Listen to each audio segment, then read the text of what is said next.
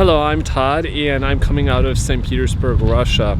Many of us have probably seen in the mainstream media recently, there's been a case of disappearance and subsequent homicide of a young girl that was originally from New York. Her name was Gabrielle or Gabby Petito.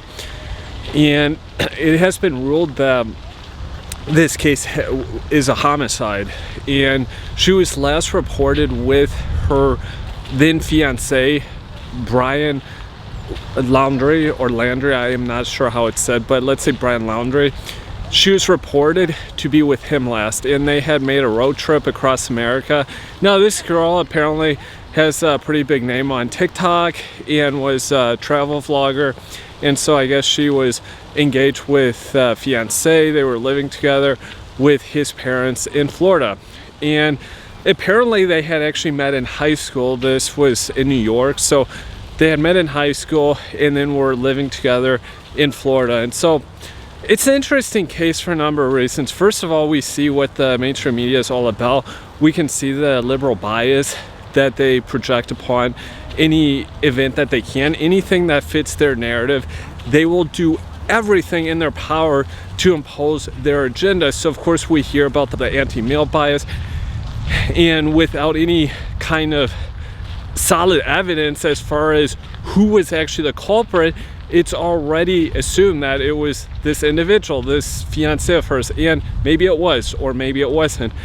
What I can say is that we do have evidence that this individual did have an erratic personality, and there's video to back up that statement. So I am not trying to slander an individual who's deceased, but I have seen some video, and there's been some reports that have came out, and it seems that she did have an unstable personality. So there could have been some amount of domestic violence, and not necessarily that was being committed by her boyfriend. It could have actually been her toward her boyfriend or toward her fiance.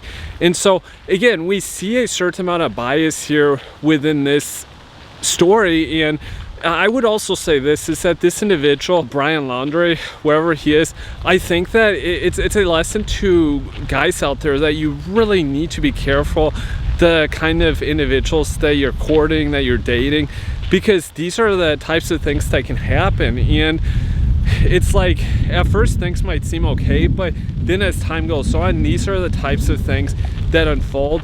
And in the case of this circumstance, since they were alone and they were in a fairly rural area, I think they were out west in Utah, is that you don't have a lot of witnesses. And maybe, who knows, I mean, maybe she was committing an assault, maybe there was some kind of self-harm here. We really don't know. And unfortunately, it's really this guy's word, and he's up against a media machine that really does not like guys too much. And for any guy out there who's MGTOW, they can look at this story and be like, okay, there's a certain point that we can take from it. Now, if this individual, this Brian Laundrie, if he is the individual that committed the murder, then I will say this, is that it shows us an additional lesson, which is that the kinds of individuals that are being courted for, like, say, marriage are often not the best guys. There are many high quality guys out there that are being passed up for marriage or for even a relationship.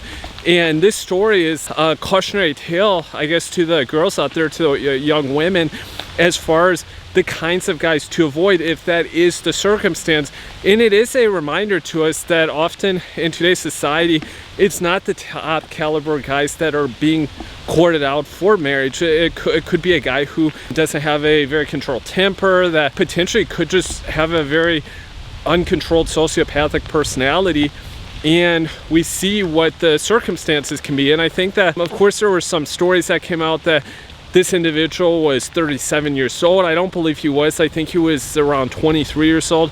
And this Gabby Petito was 22 years old. So they were pretty close in age. And again, that's another lesson, which is that often when you have these very small age gaps, that also can be problematic. Now, I am not going to say that most girls that age want a guy who's, say, like in their 40s, because I don't believe that. But at the same time, I would say that a girl that age might be better, say, with a guy who's, I don't know, 28, 29 years old, because at that point in time, he's probably going to have a little more controlled personality, more maturity, and you can actually see what the guy is about. He's at a full stage of development mentally, and maybe when this girl did meet this guy, maybe she thought, oh, he was a good guy, and she couldn't really see what his personality was about because he was too young. I have met girls in this situation where maybe they had met like an ex-boyfriend or even fiance, and they didn't really realize what the guy's personality was about. And so again, it's a lesson for both guys and girls out there that one really has to be careful. And I think that if anything else, it really confirms the kind of bias that you could expect from mainstream media. Essentially what the mainstream media is doing is throwing all guys under the bus as though they could fit this persona, although it's pretty well known that most guys will not just snap and kill someone. That is not a normal reaction. This is what the mainstream media wants to portray, that this is what's possible. All guys can go out and just kill someone if they get mad, and that's absolutely not the case. So again, this entire narrative, this story, I think is a huge cautionary tale. I don't know what the outcome will be. I don't know where this guy is, this Brian Laundrie, but I will say this, is that I think that if anything else, we can see what we're up against, the gynocentric society of the West, and just the kind of bias that there is. So let's look at this again as a lesson and as a cautionary tale. It can be both a lesson for girls as well as guys, and for any guys out there like myself who subscribe to MGTOW, we can see the bias that's in the media. We can also see perhaps the lousy personality types that many girls nowadays are appealed to. And any who would say this is a masculine guy, this is a tough guy, I would push back against that narrative. This is a guy, if he did kill this girl, who was uncontrolled, so not a very masculine personality in my opinion. But in any case, we'll see what happens.